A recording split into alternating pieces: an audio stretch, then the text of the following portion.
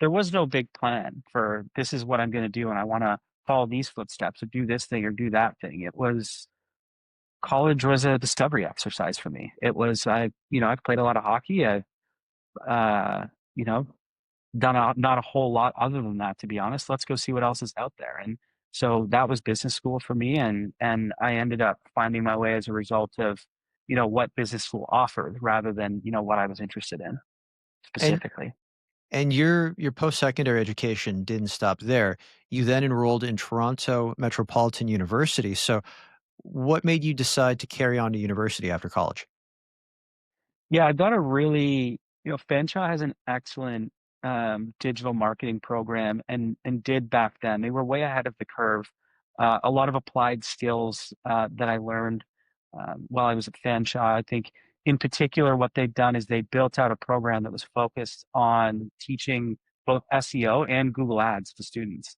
And I remember so vividly, the professor, her name is Liz Gray, and she's still there. She's a really, really important part of that. The Fanshawe faculty, and she was of my when I was there as well.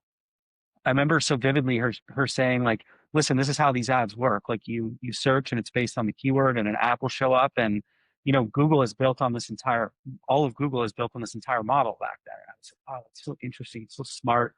And then they taught us the mechanics of it, which is this is how it works, how the auction works. This is how to set up an account, and you do some live demo stuff for some clients. And so I came out of that with some very, very in demand and applied skills that I could essentially take into the workforce right away and be valuable with. But at the same time, I also wanted the university experience. I wanted to go to like a university business school, see what that was like, more on the theory side, diversify my knowledge when it came to business, and also just to further education overall. And so that was the reason I want to go to university. There's a relationship between Fanshawe and TMU that made that possible. And then also my girlfriend at the time, now wife, had moved to Toronto, and so it made logistical sense for us to come here as a result of that.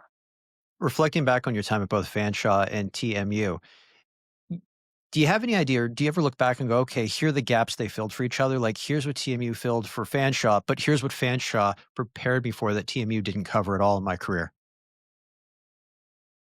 Yeah.